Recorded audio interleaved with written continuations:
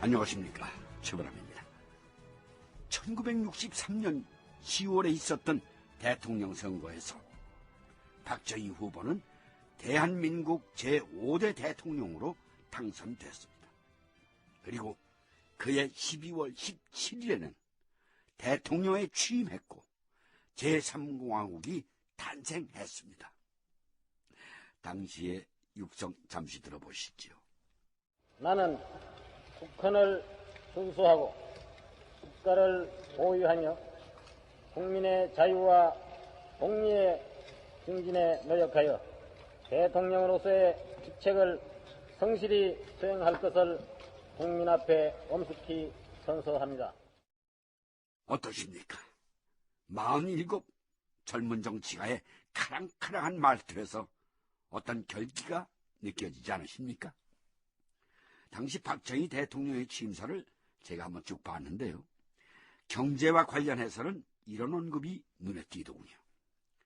시급한 민생 문제의 해결, 그리고 민족 자립의 지표가 될 경제개발 5개년 계획의 합리적인 추진은 중대한 국가적 과제로 여야 협조와 정부 국민 간의 일치 단합된 노력으로 그 성과를 기대할 수 있을 겁니다.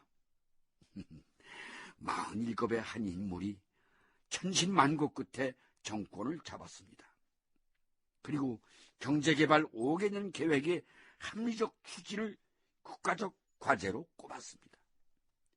경제개발 5개년 계획의 합리적 추진, 그것은 당장 경제기획원에 떨어진 과제였습니다. 1963년 12월 경제기획원 장관 김유택은 제3공화국의 경제 비전을 설명하기 위해 기자들을 만났다. 경제기획원의 3대 기능은 결국 기획, 예산, 그리고 외국 자본을 조달하는 역할입니다. 앞으로 경제기획원은 상공부, 재무부 등과 긴밀한 협조하에 우리나라 경제를 확실히 성장시킬 수 있도록 배전의 노력을 다할 예정입니다. 박정희 대통령은 취임사에서 경제개발 5개년 계획에 대한 강한 의지를 보였습니다만 그 경제개발 5개년 계획을 실질적으로 주도하셔야 하는 경제기획원에서 이 문제에 대해 어떤 보관을 갖고 있는지 궁금합니다. 우선은 수출입니다. 수출을 위해선 섬유공업을 발전시키는 것이 현 시점에서는 가장 적합하며 섬유공업을 우리나라 전략산업으로 정할 계획입니다. 섬유공업 이외에 장기적으로는 중화학공업을 육성하게 될 거라는 소리가 있습니다만. 중화학공업이요? 예, 제철이나 석유화학 등의 그래서요. 이런 사업들은 초기 자본이 엄청나게 들어가는데 우리나라에 그만한 돈이 있습니까? 만일 외자를 통해 해결할 계획이라면 어떤 식으로 충당할 계획이신지 궁금합니다. 경제기획원은 무엇보다 굶주림 등의 민생고 해결에 의지를 갖고 있습니다. 그러기 위해서는 소비를 줄여야 합니다. 절약해야 합니다. 경제기획원을 중심으로 헌봉투 뒤집어서 다시 쓰기 운동도 하고 있습니다. 그리고 되도록 이발을 할 때 아주 짧게 깎아서 이발 비용도 절약하고 또 매주 토요일에는 밥이 아닌 죽을 먹어서 쌀을 아끼자 하는 운동도 범국민적으로 펼칠 계획으로 있습니다. 장관님, 제 질문의 요지는 경제개발 5개년 계획을 실질적으로 주도를 하셔야 하는데 우리나라에는 자본이 없지 않습니까? 그렇습니다. 그런 만큼 외자 도입이나 이런 문제에 어떤 보관을 갖고 계시는지 그걸 여쭌 겁니다. 그건 정부가 노력하고 있습니다. 그 정도만 합시다. 일본 쪽과 국교를 정상화해서 그쪽 돈을 이용하는 방안이 은밀히 논의되고 있다고 합니다만 그건 내가 답변할 수 없습니다. 장관이 답변할 수 없으면 누가 합니까? 답변을 해 주십시오. 답변해 주십시오. 경제기획원 장관 김유택. 그는 끝내 입을 다물고 만다. 사실 정부는 이미 국교 정상화를 염두에 두고 일본과의 물밑 접촉을 이어오고 있었다. 그러나 김유택은 그에 관해 특별한 언급을 할 수 없었다. 이발을 짧게 하고 매주 토요일에는 쌀이 아닌 죽을 먹자. 예, 카카. 대통령 박정희 그리고 제3공화국 출범과 함께 대통령 비서실장으로 자리를 옮긴 이후락이다.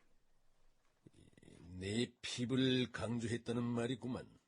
그렇습니다. 그러나 기자들이 궁극적으로 원했던 답은 그게 아니었어. 김 장관이 그걸 몰랐을 리도 없고. 예.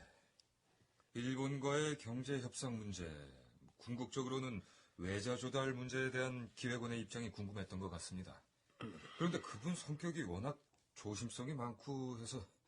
조심하느라 말을 삼가서 그런 거야? 아니면은 아예 장과의 이 외자 도입 부분에는 특별한 계획이 없어서 그런 거야? 적어도 경제기획원 장관이라면은 그 부분에 대해 언제 어느 나라와 어떤 방법으로 이 외자 도입을 하겠다. 그게 어려우면은 국내에서 내자를 모으는 방안이라도 갖고 있어야 하는 거 아닌가? 김 장관은 성격이 온건하고 신중하긴 합니다만 추진력이 없는 게 다릅니다. 그래, 맞아. 그건 문제야. 응? 그 은행 출신이라 그런지 군인다운 저돌성이 없어. 이 뭔가 힘이 없다고. 카카. 응. 누구 경제기획원 장관으로 달리 생각하고 계신 인물이 있으십니까?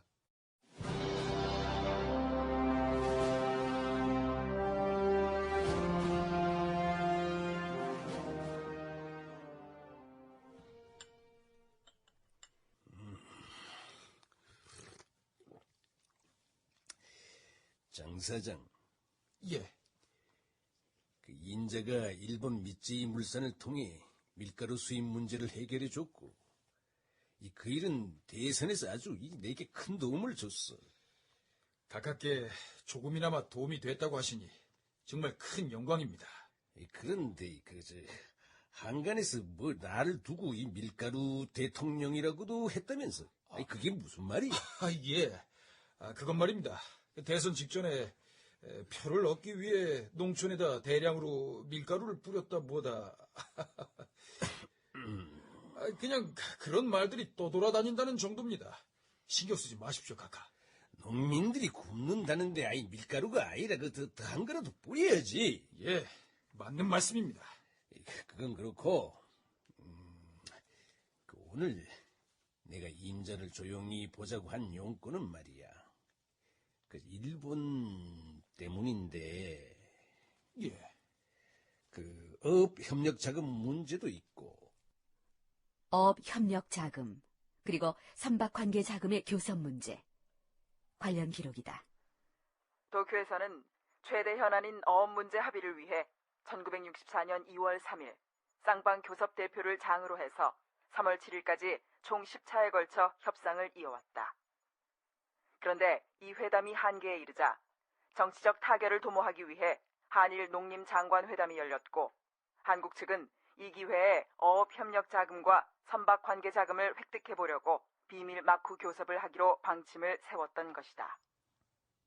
그러니까 제가 가서 어업협력자금과 선박관계자금을 좀 얻어오라, 이 말씀 아닙니까? 얻어오라기보다 정당하게 요구해서 빌려오라 그거지. 응? 임자가 실력 발휘를 좀 해봐. 밀가루 협상 때처럼. 결국 어쨌든 돈은 일본에서 들여오시겠다는 말씀이군요. 한국과 일본 간의 외자 도입 문제에 대해서는 앞으로 우리가 따로 시간을 마련해서 깊숙이 다룰 예정입니다. 그래서 간단히만 언급하겠습니다. 당시 동북아 정세를 말씀드리면 이랬습니다. 우리나라 정부가 수립된 이후 일본과는 국가관계를 새로 정립해야 하는 상황이었습니다만 문제는 대일 청구권이었습니다. 박정희 대통령은 경제성장을 위한 자금으로 대일 청구권 자금을 염두에 두고 있었습니다. 그러기 위해서는 국교 정상화가 필요했고 말입니다. 이에는 미국의 의지도 한몫을 합니다. 미국은 한국과 미국, 일본이 긴밀한 협조를 유지하면서 소련에 대응하고자 했습니다. 뿐만 아니라 한국에 들어가는 돈을 일본과 좀 나눴으면 하는 계산도 있었습니다. 1964년 초에는 한일 농림부 장관 간의 어업협력자금과 선박관계 자금교섭이 이루어지고 있었고, 그 일의 성사를 위한 막후교섭을 이 장기영 씨에게 맡기고자 했습니다.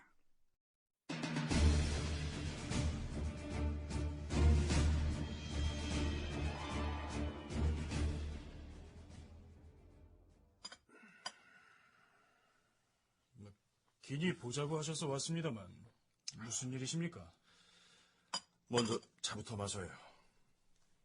경제기획원 장관 김유택이 차관 김학렬을 불렀다. 아니, 무슨 일이십니까? 김 차관 성격 급한 건 각하랑 꼭 닮았구만. 각하께서 경제기획원 장관으로 날 어떻게 생각하시나 해서. 네? 김 차관, 예. 당신은 내가 경제기획원 장관으로 자격이 있다고 생각하나? 예? 아니, 장관님, 왜 저한테 그런 걸 물어보십니까? 솔직하게 말하면 내가 자신이 없어. 각하께서는 외자 도입 문제를 자꾸 거론하시고 또 경제 운용의 방향을 중화공업을 일으키는 쪽으로 잡아가시는데 내가 그 일을 해낼 수 있을지, 한다면 어떻게 해내야 하는지 자신이 없어. 할 수 있습니다. 하셔야만 하고요.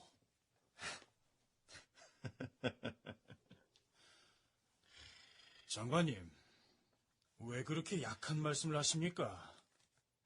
아니, 누구, 혹시 장기영 씨 때문에 그러십니까?